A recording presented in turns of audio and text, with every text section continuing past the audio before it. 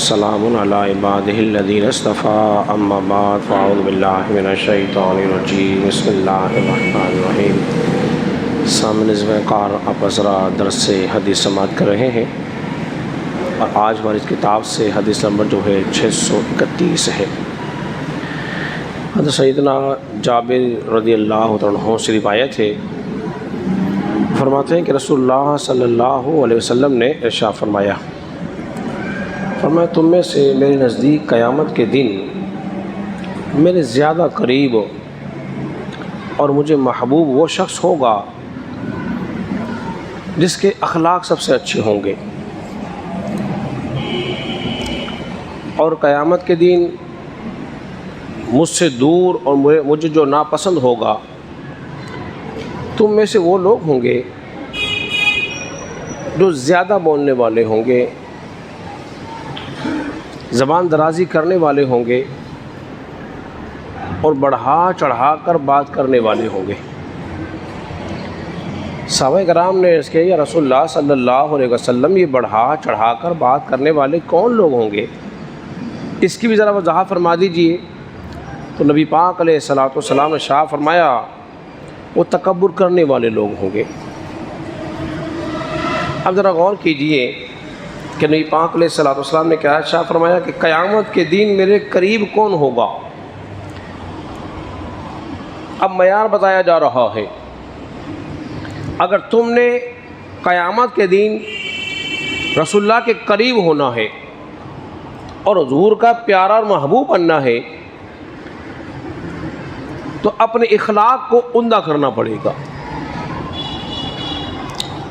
اچھے اخلاق والے حضور کے قریب ہوں گے، حضور کو پسند بھی ہوں گے، اور برے اخلاق والے حضور کو پسند بھی نہیں ہے، حضور سے دور بھی ہوں گے۔ اور ایک روایت میں یوں آتا ہے کہ قیامت کے دن میرے زیادہ قریب وہ ہوگا جس نے دنیا میں مجھ پر زیادہ درود پاک پڑھا ہوگا۔ تو کثرت سے درود پاک پڑھنا دنیا کے اندر تمہیں قیامت میں رسول اللہ صلی اللہ علیہ وسلم کا قرب عطا ہوگا، اور جس کو حضور کا قرب مل جائے تو پھر اس کے لیے تو آسانی ہی آسانی ہوگی، راحت ہی راحت ہوگی۔ اور جو دور ہوں گے حضور کو ایک ہے پسند، ایک ہے حضور کو ناپسند، ہیں دونوں مومنوں میں سے بحیثیت مومن کے سب ہی حضور کو پسند ہے۔ جس طرح میں مثال دے کے آپ کو سمجھانے کی کوشش کروں، جس طرح کوئی ایک باپ ہو اور اس کے چند بیٹے ہوں، ان چند بیٹوں میں سے کوئی ایک بیٹا ایسا ہو جو باپ کی زیادہ خدمت کرتا ہو، ادب زیادہ کرتا ہو، کہنا زیادہ مانتا ہو، تو باپ کیا کہے گا، یہ ہے میرا بیٹا۔ تو اس کا مطلب یہ نہیں کہ چار کا انکار کر رہا ہے، ایک کو بھی کہہ رہا ہے یہ ہے میرا بیٹا، یعنی کہ اس کے بیٹے ہونے پہ باپ کو بھی فخر ہے، یہ محبوب زیادہ ہے۔ ایسے حضور فرما رہے ہیں جس کے اخلاق اچھے ہوں گے مجھے محبوب ہوں گے، وہ میرے پیارے ہوں گے، اور جو اپنے بد اخلاقی کی وجہ سے، اپنے بد عملی کی وجہ سے، یا رسول اللہ صلی اللہ علیہ وسلم کی نافرمانی کرنے کی وجہ سے وہ حضور کو پسند والیے نہیں ہے، تو لہذا زیادہ بولنے والا خسارے میں ہے، زبان درازی کرنے والا نقصان اٹھاتا ہے۔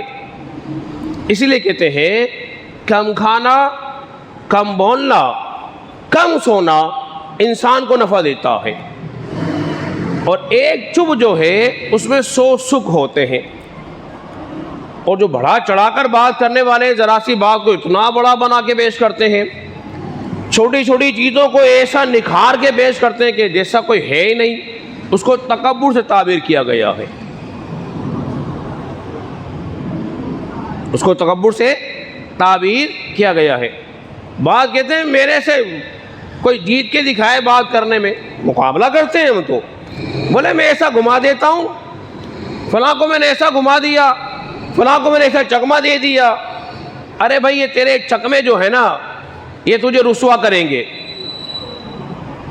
سرکس دکھانے والے بھی ایسا گھما دیتے ہیں، عقل دنگ رہ جاتی ہے۔ تھوڑی دیر کا سحر ہوتا ہے لیکن حقیقت سے اس کا کوئی تعلق بولیے نہیں ہوتا، تو انسان پھنس جاتا ہے۔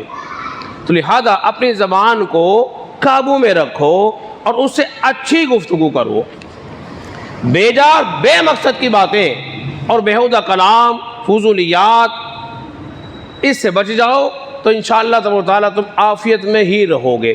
اللہ رب العزت کی بارگاہ میں دعا کریں کہ اللہ تبارک و تعالیٰ ہم سب کو سمجھنے اور عمل پیرا ہونے کی توفیق عطا فرمائے.